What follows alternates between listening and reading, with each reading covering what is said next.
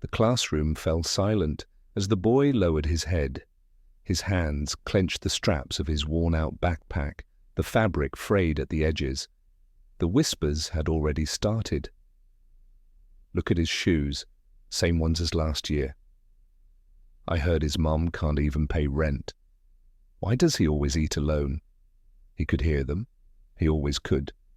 But today, he refused to react. He had learned that showing pain only made it worse.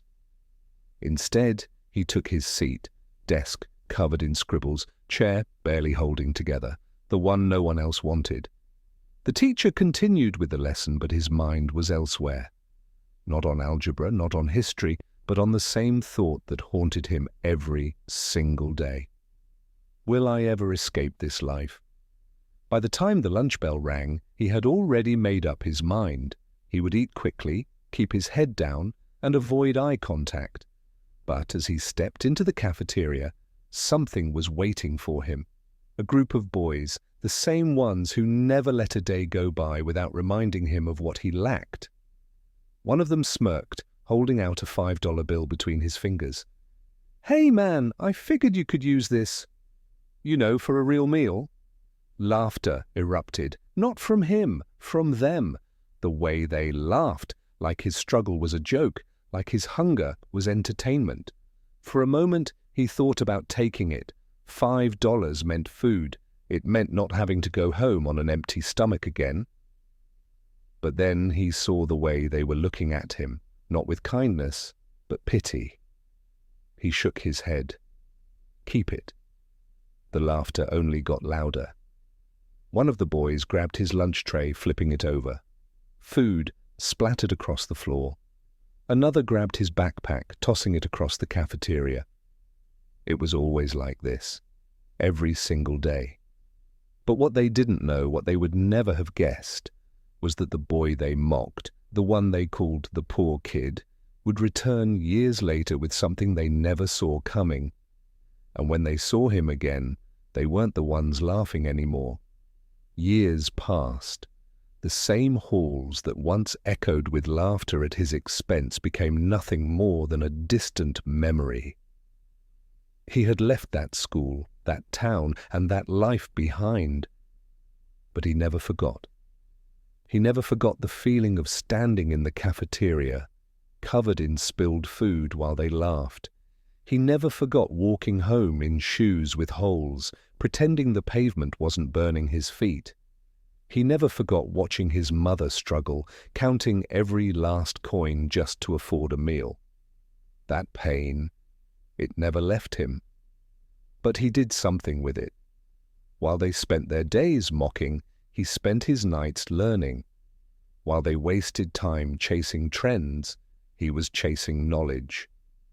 He found books in the library, read late into the night under a flickering street lamp when the electricity was cut off at home. He worked jobs no one else wanted, sweeping floors, washing dishes, delivering newspapers before the sun even rose.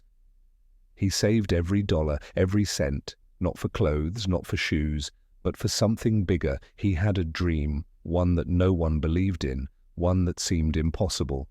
They told him, "You'll never make it. Kids like you don't succeed." But he kept going. Through every rejection, through every setback, through every night, he went to sleep hungry, promising himself, "One day I'll come back. One day they'll see." And that day finally came. When he stepped back into that town, everything looked the same. The same streets, the same houses, the same people who once called him the poor kid. But this time he wasn't the same. And neither was the life he had built. He drove through the neighborhood slowly, watching the past unfold like a faded movie. The same cracked sidewalks, the same rusted fences, the same convenience store where he once counted pennies to buy a single loaf of bread. But this time, he wasn't walking, he wasn't struggling, he was coming back on his own terms. As he pulled up to the old school parking lot, a few students glanced at the car, sleek, expensive, the kind that made people stop and stare. He stepped out, adjusting his suit. He had been invited, not as a student, not as a nobody, but as a guest speaker. Inside, the auditorium buzzed with voices. The same halls where he had once been pushed into lockers now led him to a stage. Rows of students filled the seats, some slouched, some whispering, some scrolling on their phones, just like the ones who used to laugh at him. But then he saw them, a few familiar faces, the same ones who had mocked him all those years ago.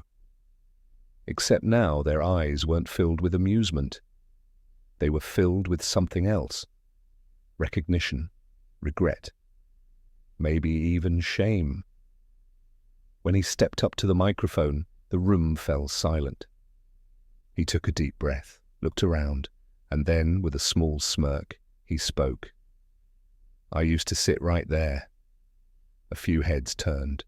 "I used to walk these halls, eat in this cafeteria, get laughed at in this cafeteria.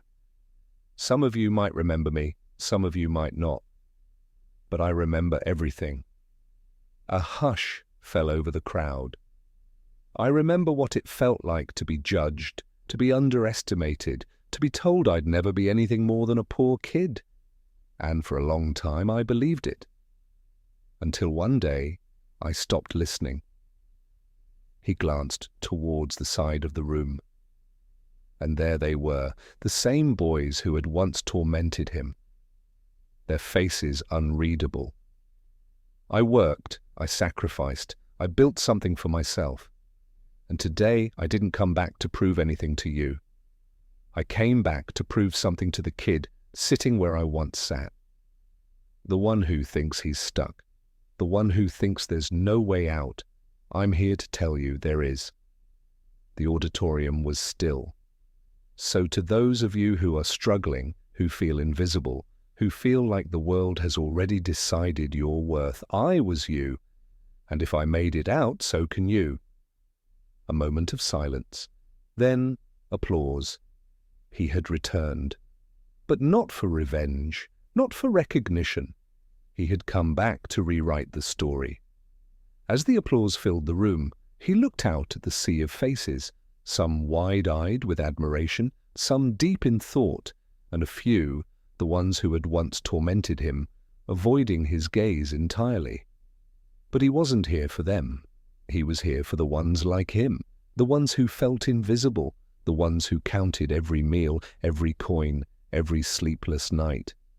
And as he stepped off the stage, a few students rushed up to him. "Sir, how did you do it?" one boy asked, his voice hesitant, like he was afraid of the answer. He smiled. "By refusing to let them define me." The students nodded, soaking in every word. But just then a voice from the past broke through. "Hey, it's been a long time." He turned. One of them. One of the boys who used to laugh. His once cocky grin was gone, replaced by something else. Something like guilt. I just wanted to say I never thought you'd make it, but you did. And I'm sorry for how we treated you back then." For a moment he said nothing, just studied the man in front of him. The same face but different. Older, humbled. And then with a quiet nod he extended his hand. "We were just kids, but I hope you've grown since then." The other man hesitated. Then slowly he shook his hand. No anger, no bitterness. Because the best revenge isn't revenge at all, it's success.